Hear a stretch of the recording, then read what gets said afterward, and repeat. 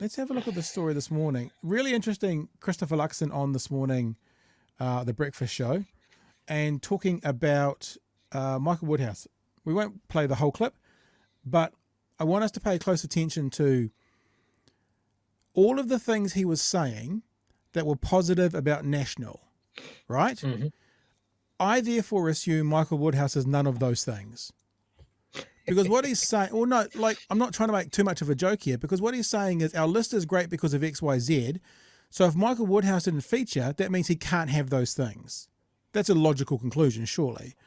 And what I wrote up in the kind of the document for this thing is, I don't think Luxon's not sticking the landing on this. And it's becoming a bit awkward because remember, now we talk about coalition of chaos. You've got all these people from ACT. You've got New Zealand First going full, penis police. And you've got a former Minister of the Crown basically going, yeah, fuck you guys. So the chaos might be more serious, quote unquote chaos, with, a minister allegedly being accused of committing a crime. But it's not all calm waters on the other side either. And I think Luxon's not sticking the landing of, I think he says in this, stable government in this conversation, straight after talking about this MP has basically said, fuck you guys, stable government. But yeah, I'll play it. We'll have a listen and then we'll come back to it. The National Party's on the way to winning the upcoming election, Maybe. according at least to our latest One News Varian poll. But there's one MP who's highly unlikely to be riding the wave back to Parliament, Dunedin's Michael Woodhouse. Hey, she said Dunedin. She said Dunedin. That's us. That's where we are. Party, accusing National of abandoning the city he represents. Has it? Here. Let's ask Oh, National the Party cheek. leader Christopher Luxon joins me now. Good morning, Mr. Luxon. What don't you like about Michael Woodhouse? Well, good morning, Anna. Face. Look, firstly, we've got lots of talented people in the National Party. Okay. And, our list ranking process was incredibly None of them challenging in and Dunedin. tough. So lots of talented people. Therefore, that means, is he saying, therefore, Michael Woodhouse is not talented? But importantly, I think we found the right balance between having So therefore, Michael Woodhouse was the wrong balance. seasoned and experienced MPs, as well as lots of new talent, skills, and abilities and experiences to bring in. So he wasn't new, neither was he seasoned or experienced. And like, do you see what I mean? Like, he's not sticking the landing. He hasn't said anything like when someone quits a job under bad circumstances, you still try and exit them. Oh, you'll be missed. So it's like he's not sticking the landing. And as well, and I'm very proud about that. So you obviously didn't rate Michael Woodhouse as having the experience, skills, Yeah, there you or diversity that you were looking for. Look, Michael made his own decision to actually withdraw from the list. I have to respect that decision. Yeah, but I think you he's had made the decision on the incredibly, list. Fantastic career. I wonder, there's this term, and it's not quite in my head right now. You watch the chat, pick me up quite quickly. It's something like a forced firing, like when someone makes a work position. Constructed dismissal. Constructed dismissal. There you go. Could this be seen as a constructed dismissal? We'll get to where he was on the list shortly, because I think I've pretty much worked it out, even though no one will confirm it, and then we'll have a chat.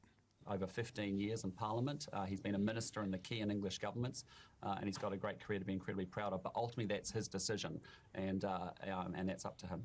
He withdrew because you offered him such a low place. What place did you offer Michael Woodhouse? I'm not going to get into that because that's a confidential But we want to process. know. There's 31 people on our list ranking. It's fairly committee obvious within what it our is. party that I'll make tell you the in a sec. decisions on the list rankings. The list rankings, just so we're clear, is all about the team that we want to take into the election. And then obviously decisions around Michael the cabinet Woodhouse, are then not the made team. after the election. And I want to make sure I've got as big a team as I possibly can. It's got all the skills, abilities, and experiences that we need in government. So it's pretty exciting. I think we've got the balance about right. So therefore, Michael Woodhouse provided no balance. He was not part of the equation we wanted. So this is an article, and I've got two articles here to reference. This is one that was in stuff.co.nz. Outgoing National MP Michael Woodhouse has made a public stab at the party, saying its lineup lacks the experience to form an effective cabinet. Woodhouse effectively resigned on Saturday after receiving a list ranking he was unhappy with in an interview with the ODT. We're going to look at that interview. He said he'd been pushed down the list after, quote, losing a contest between diversity and experience. In later interviews, Woodhouse said he'd been demoted due to being a man specifically, but he did say he thought the National Party's pursuit of a more diverse caucus, along with his own popularity issues in caucus had cost him. Woodhouse had been an MP 15 years, yada, yada, yada, yada, yada. So here's the article in the ODT. Being male cost him and many other national MPs a high slot on their party list, outgoing Dunedin list Michael Woodhouse believes. So he obviously said it to them. In his first interview since quitting the party's list, National Dunedin candidate said he feared New Zealand's sixth largest city was being abandoned by his party, and the way National was behaving meant it was shedding party votes to ACT New Zealand. I guess it might be New Zealand first. Firstly, there is a contest between diversity and experience, and in my case, diversity won, Mr. Woodhouse told the ODT Times. So the ODT, fragile. when asked why he was given such a low position on National's list. Secondly, I think that there was a bit of naivety about using the list rankings as a process to send messages. And thirdly, I think that there were other factors at play working against me that I won't elaborate on, but I wasn't part of the caucus club for sure. I have a habit of saying things without fear or favour. Now, here's another thing for you. Remember, strong and stable, right? Strong and stable comes with good practices as well. This is how he found out. While delivering flyers in Waverley, he received a call from the party's regional electorate chairperson, not even Luxon, to tell him where he was situated on National's list. While he wouldn't specify what number he was given, Mr. Woodhouse said it was well below what he had expected, even at a worst case scenario. It was pretty clear, and this is how we're going to work it out, it was pretty clear to me that the number that I was given, it was probably no better than a 45% chance of getting back into Parliament, much less being in the thinking of a leadership for a ministerial post. Really, the decision was made for me by that decision by the leadership. Mr. Woodhouse said he refused that ranking and withdrew from the list. I think you got to say to him, good on you. I mean, at least he didn't just stick around for the baubles. He's like, fuck you guys then. If that's what you think of me, then fuck you guys. And asked to speak to the party president, Sylvia Wood, before she could call him. Mr. Woodhouse received a call from national leader Christopher Luxon, who attempted but failed to change his mind. So Luxon tried to keep him. And I think, apart from anything else, probably for optics. I think he had confidence that he would be able to change my mind, and he was quickly disavowed, I'm going out crazy, of any notion of that. He did say, are you sure you want to do this? And my reply was, it's not me doing it, it's you and the list ranking committee. If you want to give someone bad news, don't go through the list ranking process. It is generally done through other methods. Now, finally, Chewy. Sorry, I know I'm talking a lot, but here is Monday's poll for TVNZ. So let's just use this as a metric, okay? National will have 48 MPs. That means, in general, they'll go about 48 places down the party list, give or take. It's not going to be exactly that because some will be list seats and others will be... But, that means if he's a 45% chance of getting in, he's likely going to be below 48. So he was listed at around 50. That's my prediction, and it's based on him confirming it was about a 45% chance. Now, if they've just got a 48 seats in the House, that means he might squeak in, he might not. So it's going to be 46, 47, 48, 49, or 50. That's where he is going to have been ranked in the listing, purely based on him saying it was about a 45% chance. So a less than average chance. So on the balance of probability, he wouldn't make it in. On the balance of probability, if they were going to have 48 MPs, he's going to be around the 50 mark. Chewy, your thoughts? Oh, absolutely devastating. Look, he never had a chance to win a seat. I mean, Dunedin is a new electorate, but if you look at, I guess, the equivalent, which is the Dunedin North electorate, the last time National won a seat here was in 1975.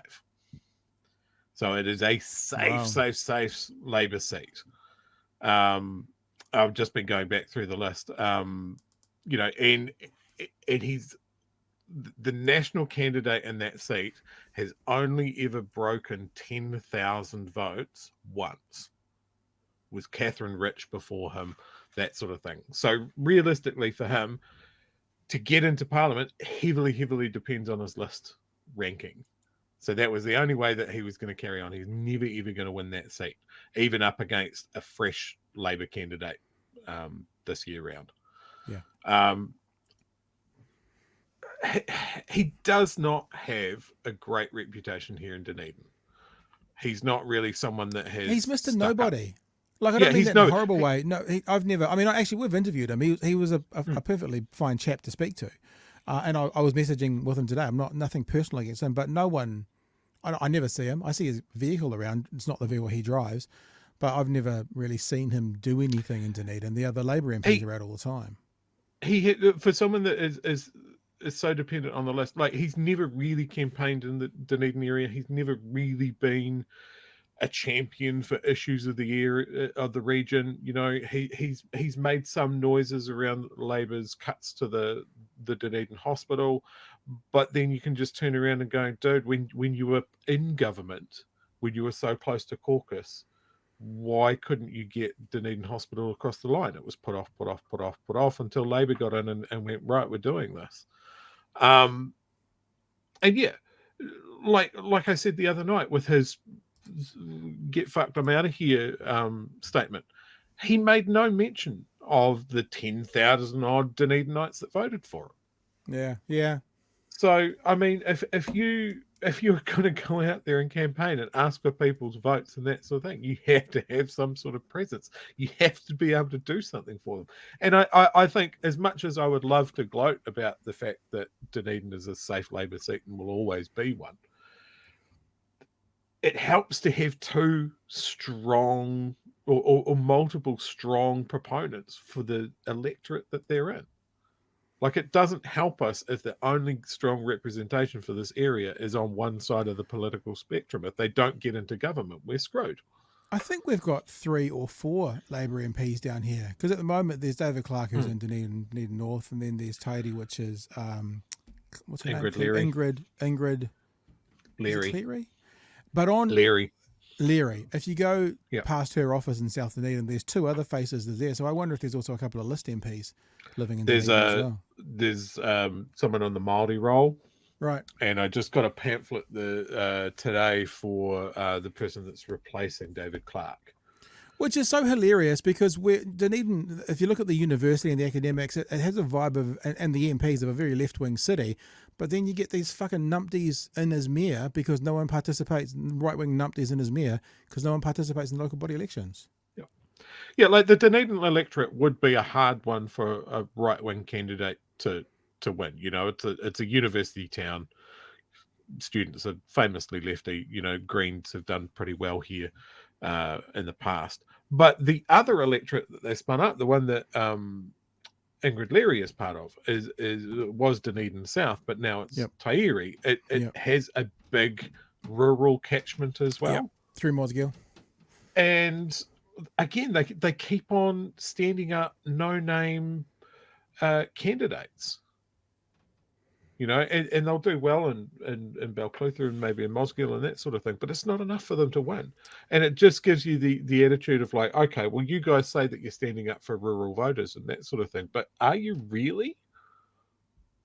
You know, in some areas, but they're not contesting every seat. And it's like, why would you not want to give a real good whack at knocking off a seat that has been a Labour stronghold for decades? Yeah, no, it's a good question. And look, I just want to say one more thing about the list, because I could be wrong as well about around the 50 mark, because of course someone mentioned there, where's Uffendale? Uffendale's at 57, but he'll be there. So if he's there, Uffendale's there, that means the 48th person, that means only the 47th person will get in. And there's a few people like Ilam, even though I know that Top wants to win Ilam. Ilam is traditionally national, so that could be in there as well. So probably I was being a bit arrogant being so precise, but yeah, it's fair to say he was the other one that gets mentioned. He was ranked in the 40s. He was ranked in the 40s. That's where his position was. I think that's a fair thing to assume. What were you going to say? I mean, Sleepy Jerry Brownlee, 14. 26, Maureen Pugh, famously quoted as being fucking useless. You know, there's a lot of hits there that if you're a, you know, as said, a seasoned and experienced MP, that you see those names above you, I can understand the rage quit. But I mean, this is a guy that was talking about the mysterious homeless person that was living in quarantine, the person that is pictured with a toilet seat with his opposition's face on it, with bullying claims around that as well. So I'm not sorry to see him go. And as pointed out in the comments, there's a lot of entertainment. I respect a good rage quit. Yeah, and as I said earlier, like if you're unhappy, how much more respect do you get to then piss off than to hover around and just take baubles? I mean, if you had got back in and then just been a backbencher, it's, you know, it's still 130 grand to be a backbencher, no responsibilities and no electorate. He could have just milked that and just chilled. Chose not to. Said fuck you guys, and he's gone. I do have a wee story about Woodhouse that I really like. He was doing some campaigning last election in the local mall here, and filling out a petition or something, sign up to our mailing list. And someone came up and said, "Oh, can I use your pen?" And then pocketed the pen and said, "I'm going to use this pen to vote Labour."